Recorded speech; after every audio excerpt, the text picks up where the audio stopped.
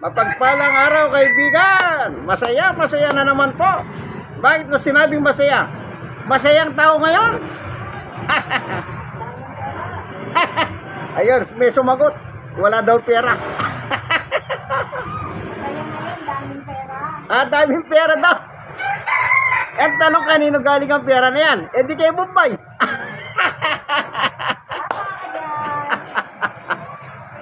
Alam nyo, ako, personal hindi, okay, gusto nyo mag-celebrate kayo hanggang gusto nyo. Walang problema yan. Basta kaya ng budget mo. Ang mahirap yung hindi man kaya ng iyong budget, pinipilit mong kayanin. Yung kasabihan ba ng matatanda, huwag mong yakapin ng puno. Ibig sabihin, kung di mo kaya, wag na lang. Pero bilang normal na tao, magluto ka kahit ano lang para meron kayong pagsalu-saluhan. Yan. Ngayon, kung naamoy mo yung kapitbahay mo, nangangamoy yung luto niya, huwag ka nang magluto.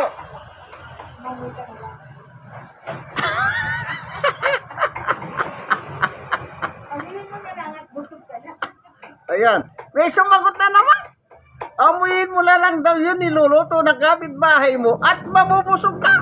Ibang klase rin naman, ano? Akala nyo po, kung nasa nyo sumasagot, eto siya. Ayan, oh.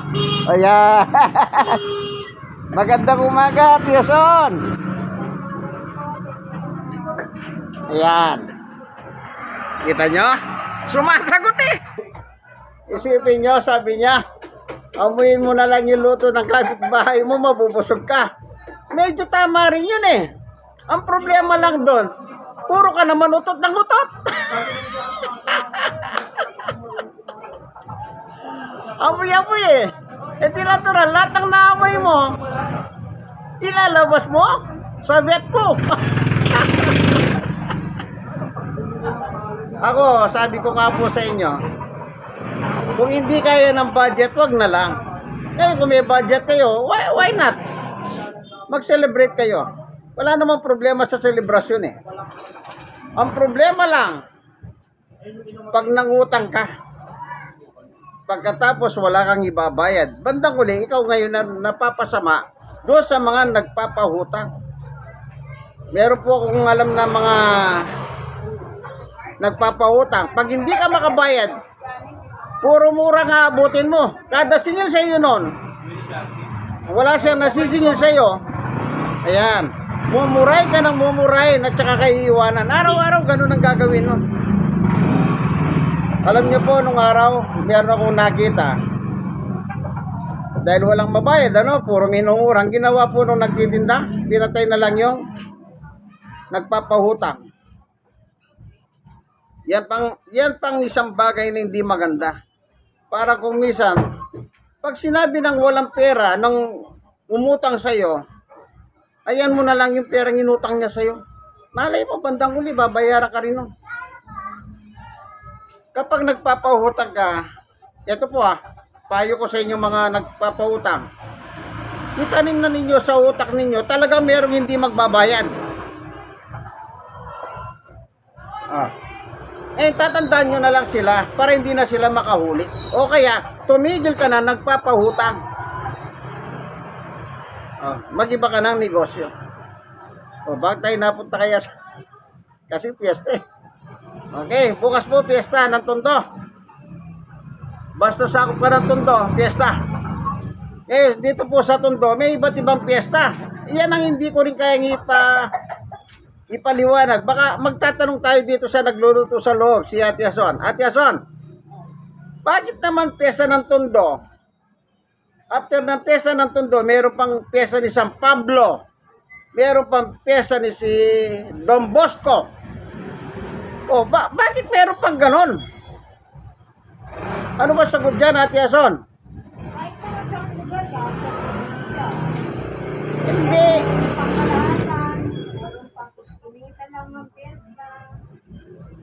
Ayan, ang sabi niya po, talagang ganun daw po kahit sa ibang lugar, may nagse-celebrate ng iba't ibang kanyang piyesta. Tama yan. Napakarami pong piyesta rito sa Pilipinas. Isipin nyo, buong Tondo Merong mga lugar dito sa Tondo na meron pa silang bukod na piyesta. Halimbawa, San Pablo, De Espada, tapos Don Bosco. May kanya-kanya po sila ng pinapatronize. Kagaya na lang doon sa sa may Paradise, sa may Marala, sa may Barangay 128. Ang piyesta nila tuwing mahal na araw. O isipin nyo, sakop ng Tondo yun Pero sabi nila, hindi sila nagkikipiesta sa Tondo. Ang piyesta talaga nila na sineselebrate nila tuwing araw ng mahal na araw, Paskong Pagkabuhay. Isipin nyo po Tondo yan. Yan. Hindi ko po sinasabing masama ang mag-celebrate. Okay yan, basta may pera kayo. Ang masama, yung nangungutang lang kayo, later on, wala kayong pambayad. Nagiging masama kayo sa mga nagpapahutang. Hanggang sa mumurahin lang po kayo. Wala naman kayong magawa. Okay, punta tayo sa ating topic. Sa Biblia. Hoy men, ang Biblia ng mga pastor. Alam niyo po ba,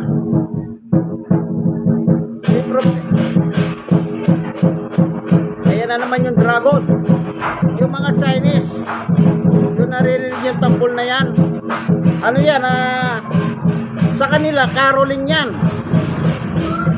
Oo, caroling, yung may dragon yan, eto.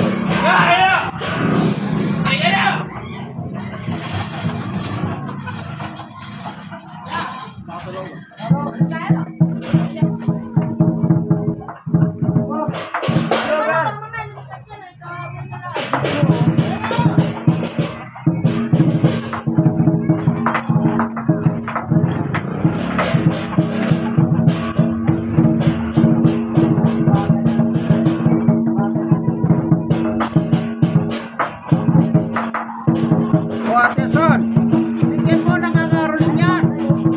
Sandali, kayo yan. Tapos na kayo. Ayan. Caroling ito, caroling. Ayan, sandali, bibigyan ng caroling.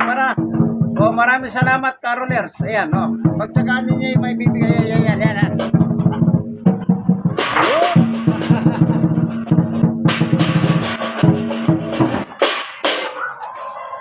Yan po yung caroling ng mga Chinese na meron pong dragon.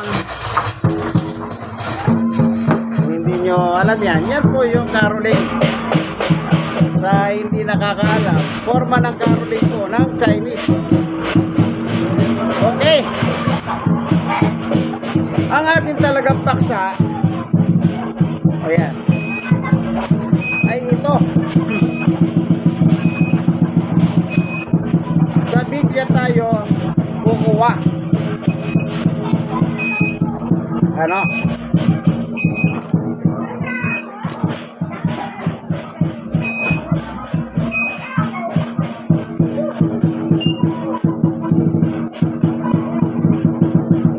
Sa Ezekiel chapter 34 verse 30. Malalaman ng lahat ng tao, ako ang nag-iingat sa Israel na aking bayan. Akong si Yahweh ang nagsabi nito. 31, kayo ang aking mga tupa sa aking pastulan at ako ang inyong Diyos. Yan.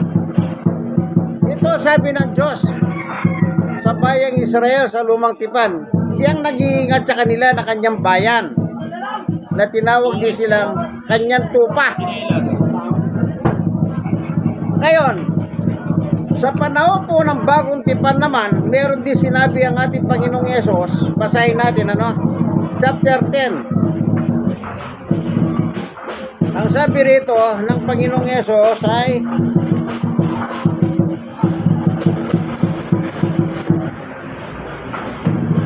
natin yung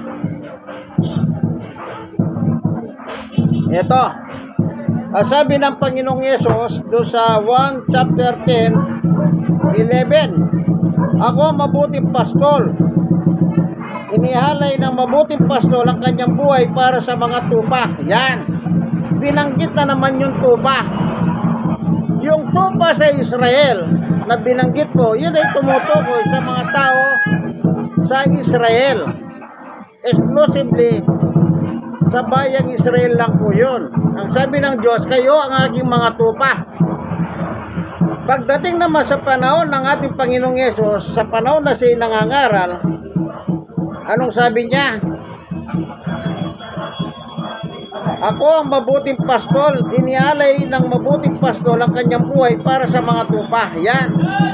Meron pa rito sa 14 and 15. Ako ang mabuting pastol, kung paanong kinikilala ko ang Ama, siya'y kilala ko. Gayon din naman, kilala ko ang aking mga tupa at ako na may kilala nila. Inihalay ko ang aking buhay para sa aking mga tupa. Yun. Dito malalaman na natin ngayon sa bagong tipan, ang buhay pala ni Jesus Christ inihalay sa mga tupa. Yan. Yung mga tupa sa Israel noon, saklaw sila sa paghalay ng buhay ni Jesus para sa mga tupa. Ayan, ano po?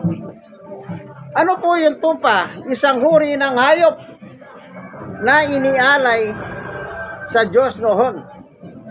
Ngayon, tignan natin yung 1:1:29. Ano nakalagay?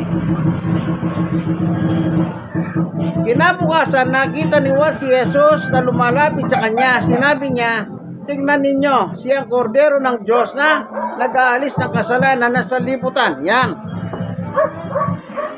Yung palang si Jesus Christ, pangalis ng kasalanan, yung ginawa niya sa ibabaw ng krus. Anong sabi? Kordero. Yung tupa po ay isang uri ng hayop. Yung kordero ay isang uri ng hayop din. Kumbaga, noon naghahandog sila ng hayop para sila mapatawad ng kasalanan nila. Then later on, hindi na po nagustuhan ng Diyos yun. Kaya ang inihalay po nila ay walang iba kundi ang ating Panginoong Jesucristo.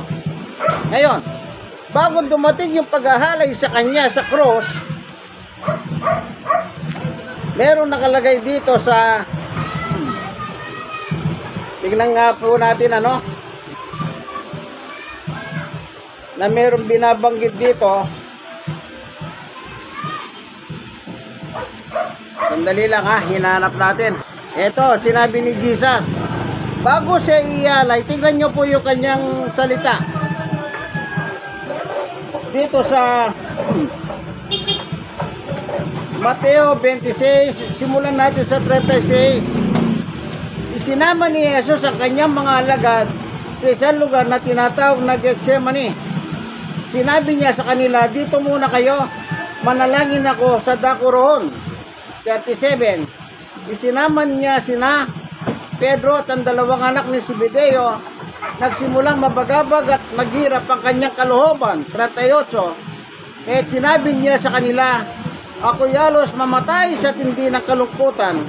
Maghintay kayo rito at samahan ninyo ako sa pagpupuyat. 39. Ito na po. Lumayo siya ng kaunti. Nagpatira pa siya at nanalangin. Ama ko, kung maaari po, ilayo ninyo sa akin ang kopang ito ng paghihirap. Ngunit hindi po ang kalooban ko, kundi ang kalooban ninyo ang masunod, ang mangyari. Ayan. Ito na po yung taguri, ang dalangin ni Jesus na nawa malayo sa kanya ang alin? Yung paghihirap na kanyang daranasin. Di po ba sa kasaysayan, nagbuhat siya ng cross, pinalo-palo, latiko, kung ano-ano na. Yung kagaya na panood niyo kay Mel Gibson, yung Passion of Christ. Yan, ango po sa Biblia yon. Talagang pinag-aralan po ng gusto yung kasaysayan ng Biblia at yun ang ginawa nila sa Passion of Christ ni Mel Gibson. Yung artistang na nasunugan po ngayon doon sa LA. Naalala nyo po ba yung sunog sa LA nito nakaraan? Isa si Mel Gibson ang nasunugan ng bahay. Alam nyo po, yung sunog na yun. Ngayon, doon sa ibang mga balita sa ngayon nakikita ko, wala pong mahirap, walang mayaman. Nandun po sila sa mga shelter. Kagaya ng mga Pilipino, pag nasunugan kayo, nasa basketball court kayo, dinadala kayo ng pagkain. Ganun po nangyayari ngayon sa LA. At merong mga Pilipino ron, nagtulong-tulong. Yan, salamat naman sa inyo mga kababayan ko sa LA na tumutulong sa mga nasunugan dyan. Yan. Kaya sabi ni Jesus,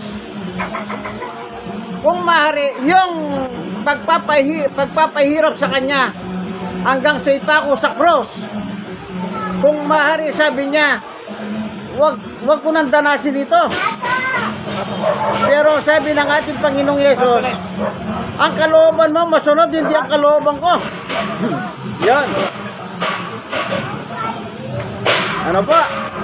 Ayan, yung mga Chinese. Kaya tatandaan nyo po, inihalay ni Jesus sa kanyang mga tupa.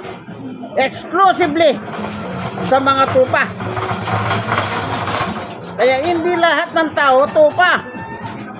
May mga tupa lang po sa Biblia. Sino yung mga tupa? Yung mga mananampalataya sa Diyos sa pamamagitan ni Yesu Kristo. Yun po yung mga tupa. Na yung buhay nila, isinuko nila sa Diyos sa pamamagitan ni Jesus. Yun ay tinutukoy ni Jesus dito sa 1 chapter 10 na aking mga tupa. Yan. Anong sabi niya ron? Ulitin natin uli.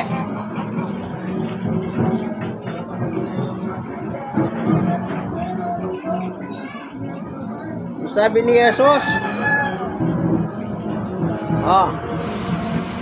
ako nga ang mabuting pastol. Kung paano kilala ako ng Ama, siya kilala ko. Gayon din naman, kilala ko ang aking mga tupa, at ako na may kilala nila. At inialay ko ang aking buhay para sa aking mga tupa. Sino yung mga tupa? Yung mga sumusunod kay Jesus. Amen. Kapag hindi ka sumusunod kay Jesus, hindi ka tupa. Ano ka? Kambing. Sa 25 ng Mateo, dalawa lang ang binanggit doon. Tupa at saka kambing. Yung kambing, sila po yung pupunta sa impyerno kasama ni Satanas. Sino yung kambing? Yung mga hindi sumusunod kay Jesus. Yung tupa, yung sumusunod sa kanya. Sila yung pupunta naman po sa langit pagdating ng araw ng paglalakbay palangit. Ano yan? Rapture. Okay. Pasinin nyo po ngayon. May mga parada po ngayon. Selebrasyon. Lalo na bukas. Lalo masaya. Ngayon, dispiras pala ngayon. Anti-dispiras. Ipinaparada po nila yung Santo Niño. Sabi ng Diyos, huwag kayong gagawa ng imahen. Sa Exodo chapter 20 verse 4. Basahin natin.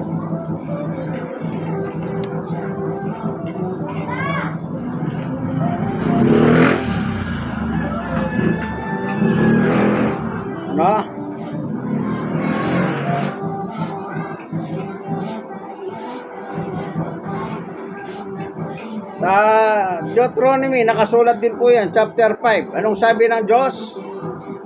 Huwag kang gagawa ng Diyos-Diyos ang imahen. Kita nyo po. Imahen. Yan po yung mga ribulto.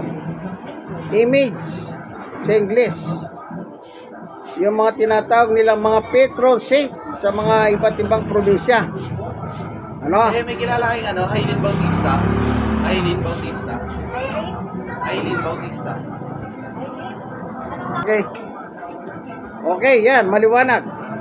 Huwag kayong gagawa ng imahen. Ibig sabihin, bawal ang gumawa ng imahen. Eh, kung meron kang imahen, wala na.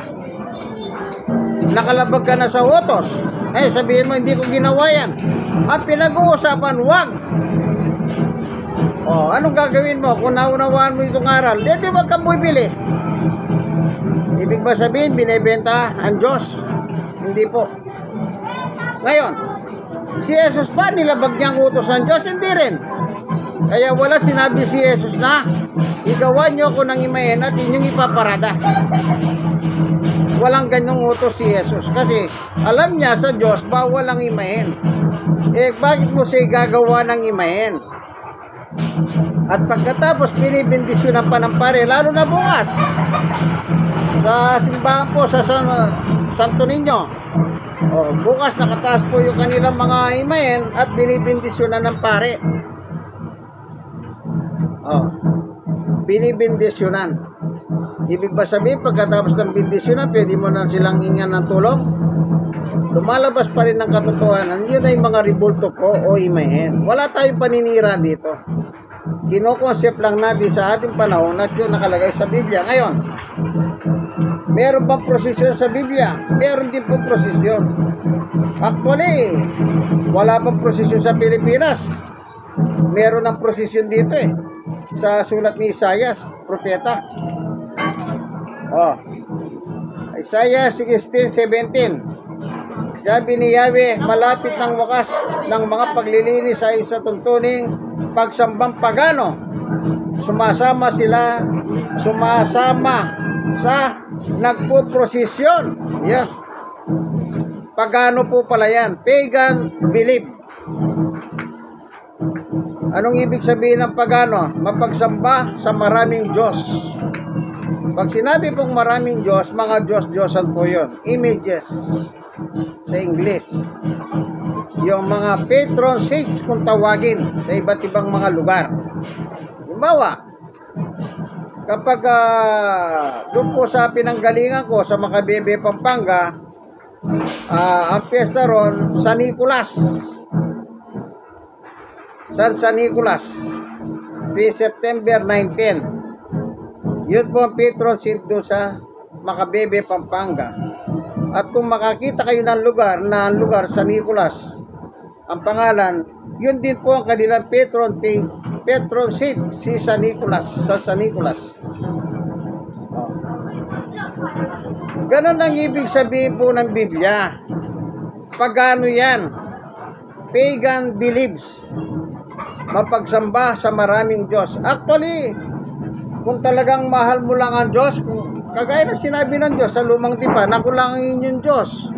Eh, sa Kanya ka lang sumasamba. Wala nang iba. Tita, may bar o this one. O, babasahin ko ha. Meron dito nakalagay.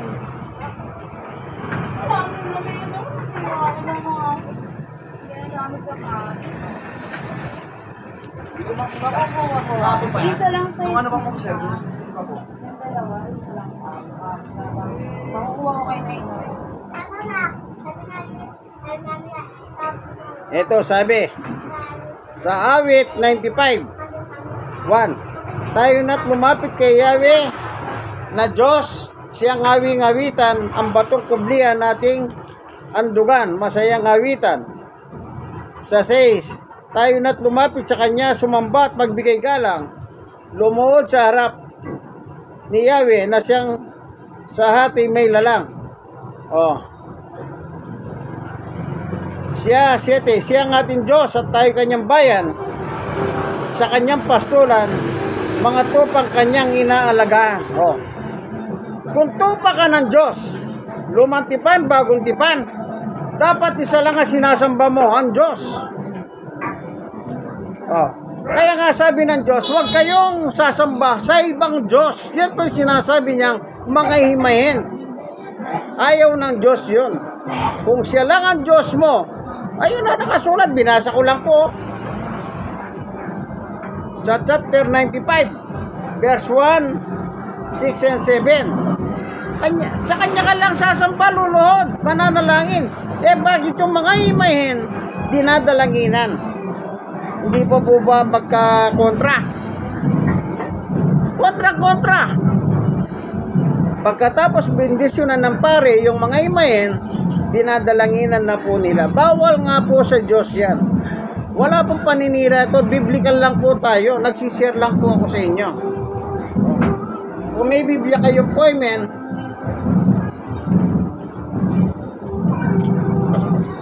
sundan nyo ako. Kung ano po yung nakasulat, binabasa ko lang.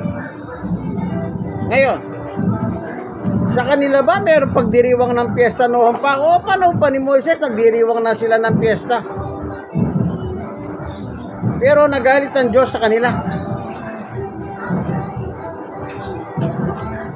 Tingnan natin, ano, meron po nakalagay dito eh. May ilaw ah.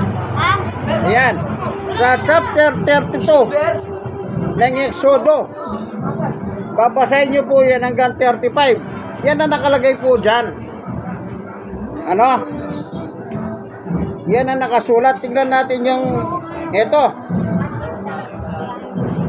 Chapter 32 verse 1. Nang matagal si Moises sa bundok, ang mga Israelita lumapit kay Aaron. Sinabi nila, igawa mo kami ng mga Diyos, small d, na mangunguna sa amin. Hindi namin alam kung ano na ang nangyari kay Moses na yan, na naglabas sa amin sa Ehipto. Verse 2. Kung gayon tinipon ninyo ang mga hikaw na ginto ng inyong asawa, mga hanak at dali sa akin, sagot ni Aaron. 3. Ganun nga kanilang ginawa. 4. Kinuha ni Aaron ang mga ikaw at tinunaw. Ibinuhos niya sa isang ulmahan at ginawang hugis guya. Pagkayari, sinabi nila, Israel, narito na ang Diyos, small d, mong narito na Israel, narito ang Diyos mong naglabas sa iyo sa Ehipto. 5. Ito'y nakita ni Aaron. Gumawa siya ng altar sa harap nito at sinabi sa mga tao, ipagpipista natin bukas si Yahweh. Kinabukasan, mahaga silang bumangon at nagandog ng mga hayop at sinunog sa altar. Nagpatay pa sila ng hayop sa kanilang pinagsalo-saluhan. Sila'y nagpakabusog, nagiinuman at mahalay sa pagsasayaw. Kita nyo po? Noon pa po meron ng piyesta, panahon pa ni Moises. Ano daw? Inuman. Hindi ba ngayon sa panahon natin, pag piyesta, inuman? Simula mamayang gabi po, inuman na ngayon dito sa Tondo. Hanggang bukas na, walang pa tumanggang inuman. Kaya yung yumayaman, yung may-hari ng alak, marami siyang mabebenta. Naging komersiyalismo po ang kapistahan. Dati yung nagtitinda ng baboy, konti lang ang benta. Ngayon, marami silang magiging benta. Bakit? Panganday, anda ng mga tao. Nasa daw yung ano? Yan. Saan? Ayan. Ngayon, tuloy natin yung kwento. Nagalit ba ang Diyos? Opo, nagalit kasi bawal nga.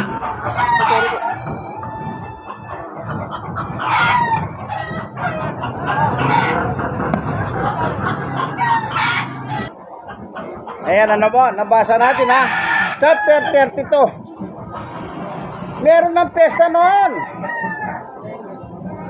Yung piyesta noon, yung ginagaya ng piyesta ngayon, ano yan? Sayawan, inuman.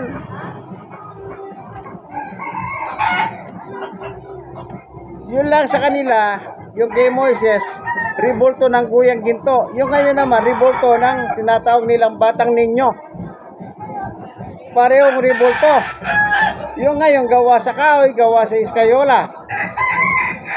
Yung sa kanila, kay Moises gawa sa ginto at pilak.